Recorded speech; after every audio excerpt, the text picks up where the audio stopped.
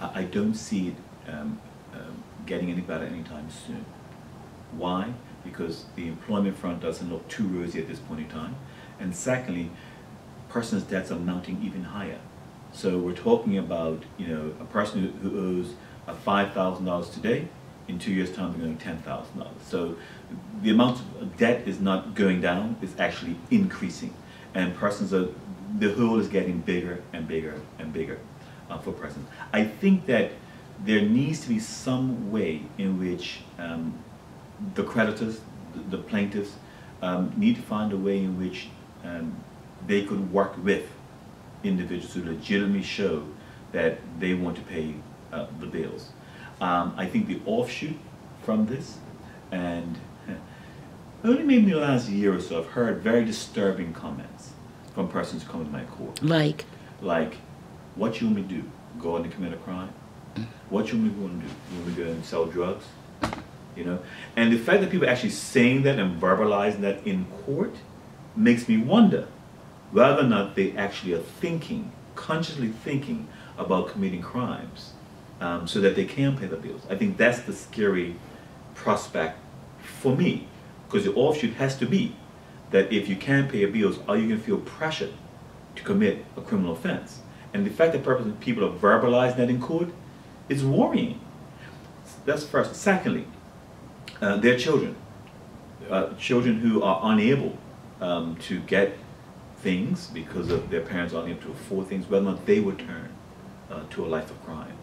And I said that, and I don't want to be alarmist or pessimistic about it, but sometimes you see trends in the courtroom and you see how things are sort of coming out.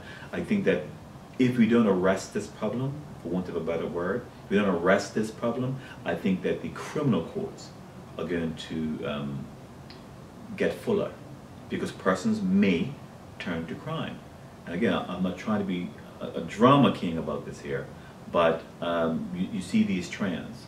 People are frustrated, people are upset, and people are looking for some way up to alleviate their pain.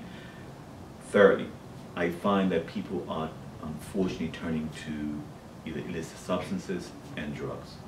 The pressure, the depression. Some of them want the escape.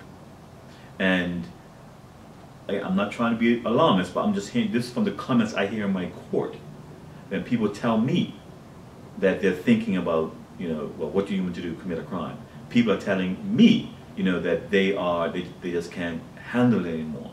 And so I do see a wider social issue going on, and I just hope that things do change. And things tend to run sort of like in a trend like 5 years or so. And we've been in this recession since about 2008, thereabouts. So we're into like maybe what the 6th year, and I'm starting to see some indications of some social unrest, and I think it's worrying. And I wouldn't be surprised if things don't change around anytime soon, that we're going to find our courts, a number of criminal matters being increased. Which means an even bigger burden on the overall society. Well, yes, I mean, of course, because you know the financial assistance, there's got to be some sort of relief in that regard. And of course, I've had persons come to my court, and just another example, who, because of their financial circumstances, can't send their children to university. 4 years ago, had the means and wanted to, and the plan was for their kid to go to university. But now they can't. And what about foreclosures? Oh my goodness! I mean, I think the banks have probably been responsive to some extent. But yes, there have been foreclosures. Persons have been unable to pay their bills. Persons have been unable to pay rent that was used to pay for mortgage, and so it's that knock-on effect. Had a few people come to court who had just lost their house. The most depressing situation you want to see.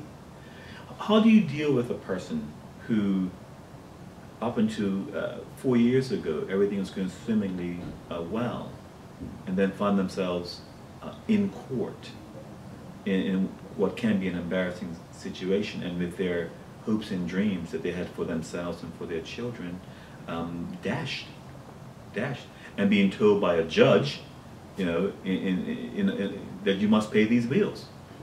It's humiliating. Who would want that? And so we try to alleviate some of that. At least, you know, take the intimidating side of it and be humanistic about it. I mean, some people say that, you know, some feel that judges should be, we shouldn't get personal, or we shouldn't. But how do you view someone in your court going through that turmoil and not be responsive to it? And because you're human. We're human, and not only that, but I can relate to that. You know, I'm the product of a single parent. You know, I come from humble beginnings, and I can see a lot of what's happening to these people. How do you tell a young teenage boy who's 19, seeing his parents struggling financially, then go sell drugs to pay the bill, or eat? How do you say that? If his reality is that my parents need, I'm not talking about buying a BMW, you know. I'm not talking about taking trips, because people tend to think that you know, you commit crimes so you can do all that. No, some people commit crimes because they want to put food on the table. How do you tell a 18-year-old to stay in school when the parents, when the lights ain't going at the house, got to go to work?